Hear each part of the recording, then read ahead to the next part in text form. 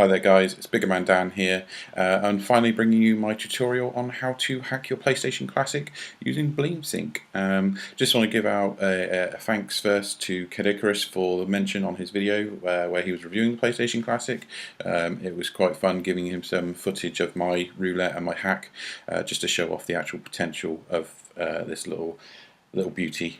So yeah, thanks again to Caddy, and for those of you that have been in touch via Twitter, you know, at last this is the video to help you guys get your classics hacked, so you can finally play the games that you want to on the PlayStation Classic.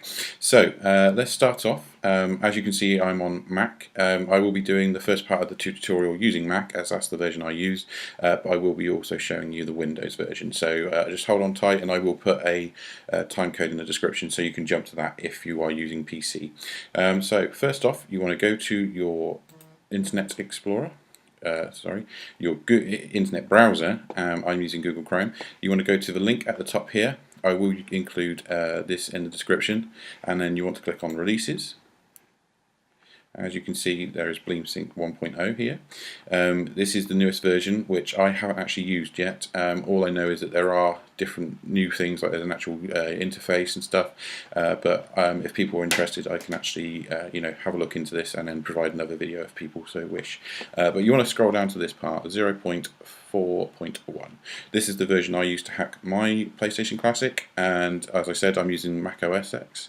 So you want to click on the version of the operating system that you're using, or the platform. I won't be covering Linux as I haven't used that at all, but yeah, you want to go ahead and click on OS X, and that will download the software to your computer. As you can see, it's a zip file, so you'll have to unzip it, which I've already done, and you can see here. So I'm just going to double click on that, and these are the folders that you get when you open up the software. I say that very loosely because it's not an actual application. It does have a process in this here, BleemSync, which you actually use to run the hack, and I think 1.0 actually changes that, so it is an actual interface to hack with. But like I said, I'll look into that if people wish. So to get started, you want to click on Games, and as you can see straight away, you've got two options or two folders. The numbers relate to the actual game on the hack, so the bigger the memory stick you have, the more numbers you can go, basically. So I've only got, I think it's a 16 gig. Yeah, 16 gig stick. But for the sake of this video, I'm just going to put a couple of games on, and I'm going to do 3. And the reason for that being that I'm going to show a couple of different ROMs that you can add. So first off, if you want to add more, you can literally copy and paste the top one and just change it to the relevant number. And then inside that, you'll see there's a game data folder, and inside that folder there's a game.ini and a pcsx.cfg file. This is basically the controller configuration. So what you need to do is you want to get your ROMs. People have asked me where to get them. I can't really recommend it, as you know, it's not really a good practice, but send me a private message and I might be able to help people out. So what I'm going to do is I'm just going to take the games that I want to include and copy them across, because my Mac isn't the fastest, so it may take a couple of minutes. But basically, the 3 games I'm choosing one is just a standard ROM that has a single file, and then I've also got a game which has multiple discs, and the third game is also multiple tracks. So I'm just going to show you how each of these need to be done, because there are different ways of processing the ROMs in the hack. So let's get on with the first game, which is Digimon World. So what you want to do is literally drag your ROM into the game data folder, and then open up the game.ini folder. On Mac, it will open up in TextEdit if you have that, or if you do have another application such as Notepad++, then it might open in that. But the whole thing with this PS Classic hack is that you need to make sure your .bin files and your .q and even your image files, .png. If you want to use an image, I would recommend that basically you just get a standard Google image, and then you can, if it saves as a JPEG, you can just save it to convert it to PNG simply by changing the file type. in the naming, or you can do it in Photoshop if you want. You just have to make sure the dimensions are roughly 220 pixels by 220 pixels. So yeah, first off, in the game.ini folder, you'll see it says disks. This is basically where you want to use copy and paste. Copy and paste is your friend in this hack, because you'll need to make sure that everything is labelled the same. So you can take the .bin file or the .q, anything. Basically, you just need to make sure every single file name is the same. And like I said, you just basically copy and paste. So disk is Digimon World, and title Digimon World. You can get rid of USA. I'm using NTSC ROMs because they have better refresh rates and everything. And basically, you just want to fill out the information as best you can. I think the year was 98. It's probably, might be later than that. It might even be 2000. I'm going to go with 2000. It doesn't necessarily matter. You can go on to Google, obviously, and fill out this information. But the main one you want is disks. This needs to be the same as your .bin file and .q. I would very recommend that you use .bins and .q files, as these seem to work best with BleemSync. I haven't used any of the others, but these are the ones I would definitely recommend. So yeah, that's the first game done. So that's just your standard ROM if it comes with a .bin and a .q, and then you can add the PNG, so you've got the nice little artwork on the roulette when you do that.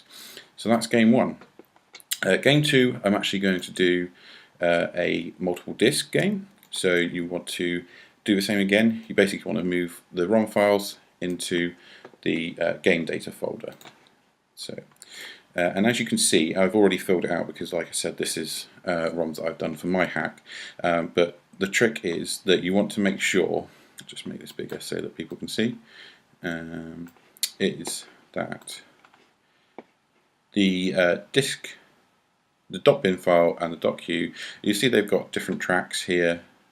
So this is kind of an interesting one, because it's actually a combination of both the aspects I'm trying to show off, and the fact that it's a multiple disc game with multiple tracks. But when it comes to multiple tracks, it all comes down to the fact that basically you see here in the .q file, if I open that with text edit, you can see here that the Q file is looking for the first track .bin and the second track .bin.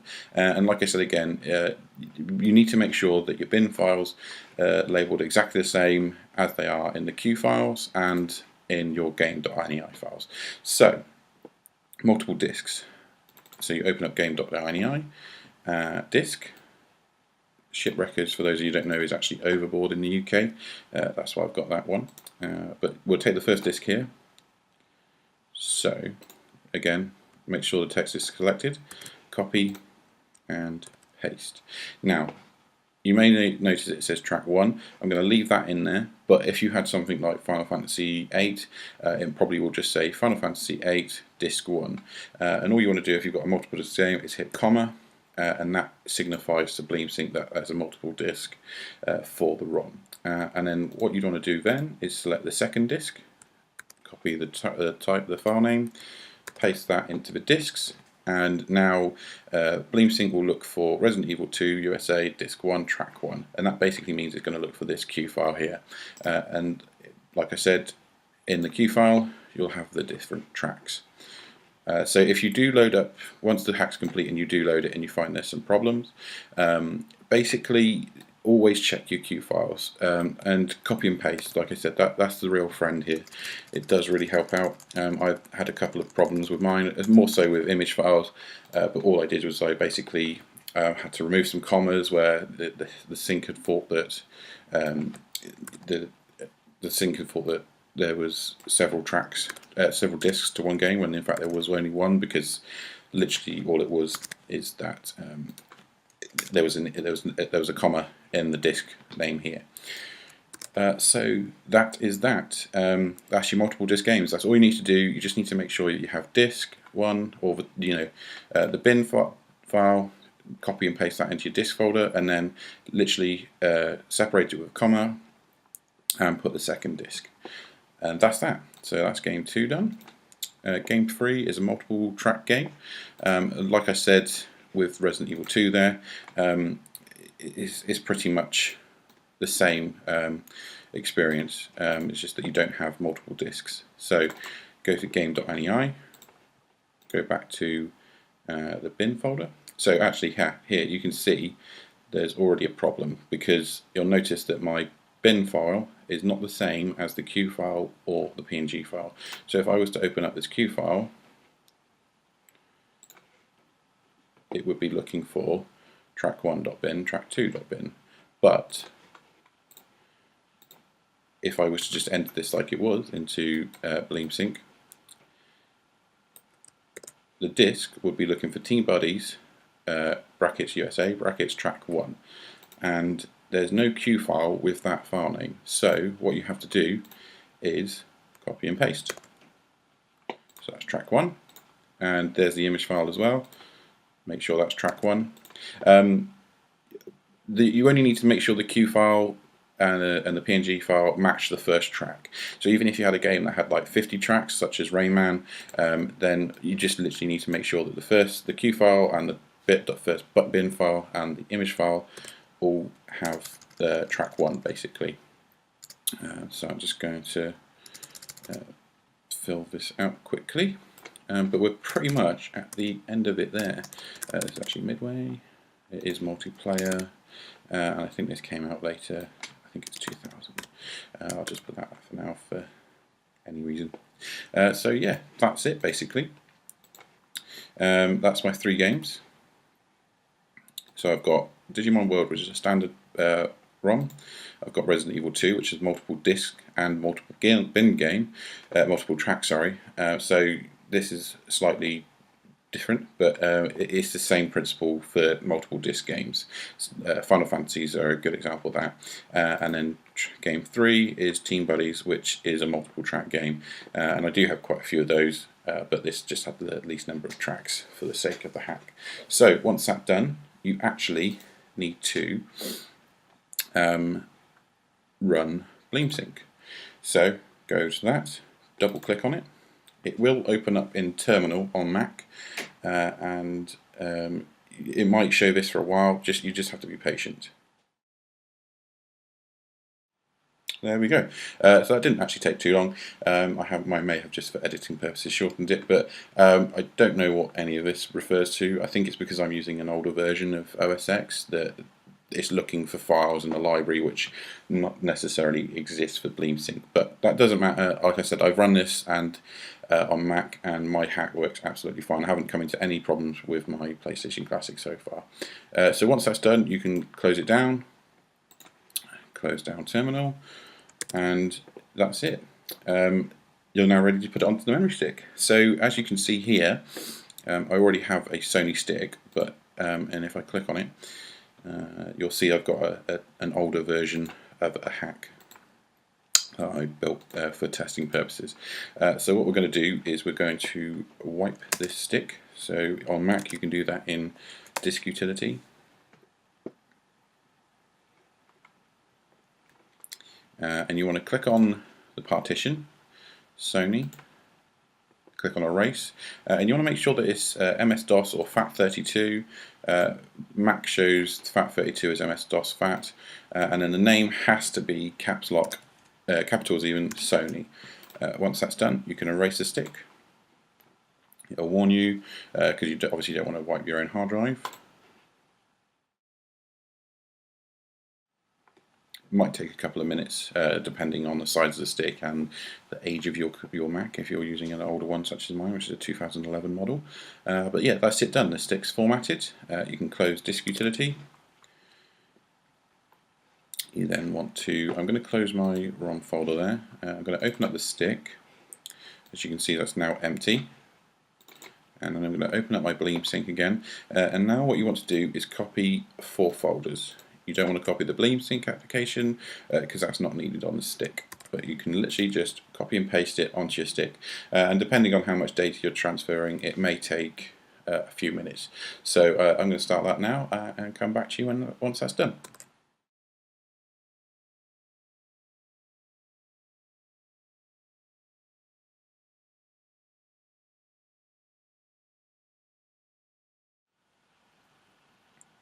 Okay, that's now done. So you can eject the stick, and which I've just done.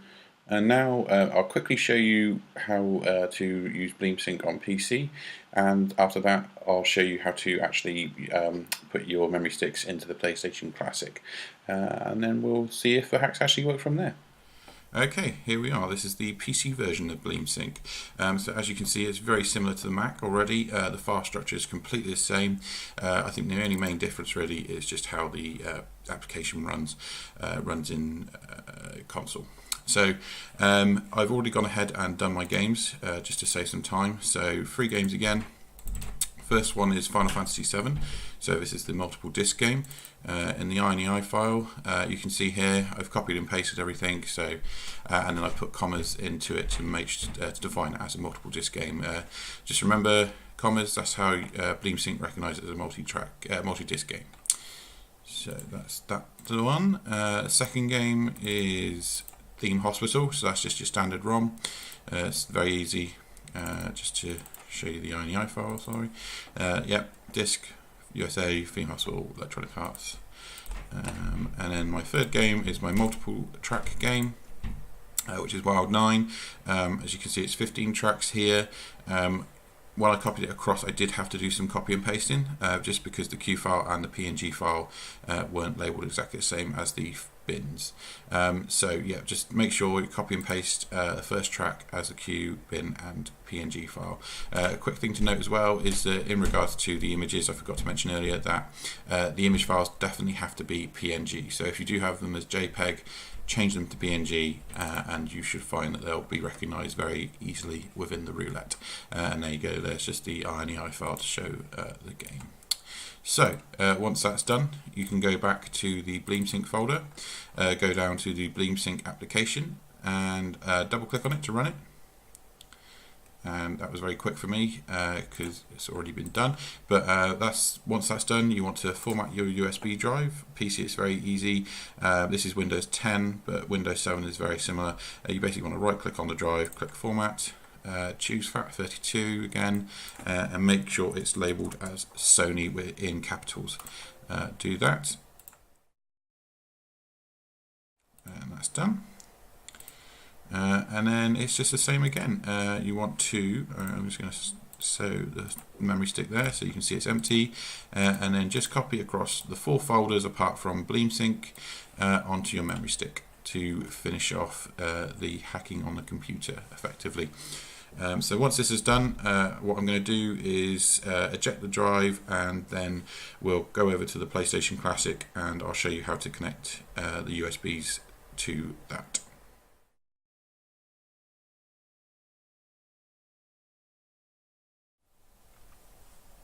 Okay, now that's done, let's eject the stick and we'll head over to the Classic and connect the sticks up.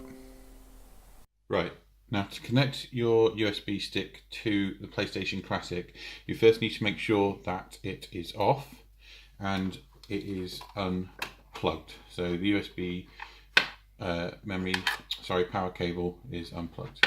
Next, take your stick and just put it into player 2 port, and then you can put the power back in the back,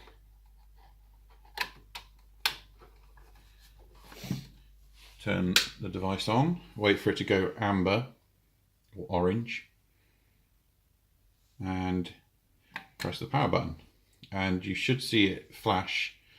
Yeah, there we go, it flashed. So that means that it's booting off of the memory stick, and that's it. That means the hack should be successful. So we'll have a look at the capture just to show you the games.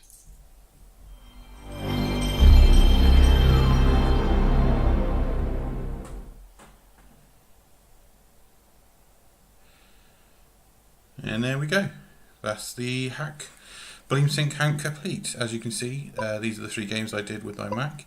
So we've got Team Buddies, which is multi-track, Digimon, the single game, and Resident Evil. So I'm just going to load one of them up just to show you that it's working.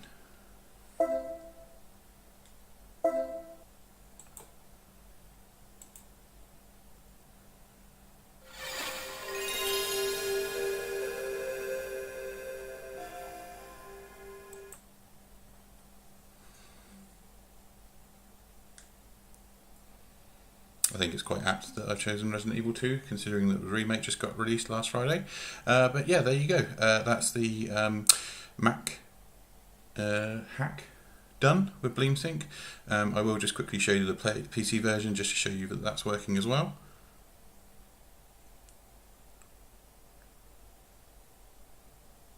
And here is the PC hack. As you can see, Final Fantasy VII, Theme Hospital, and Wild Night. So just give that a play.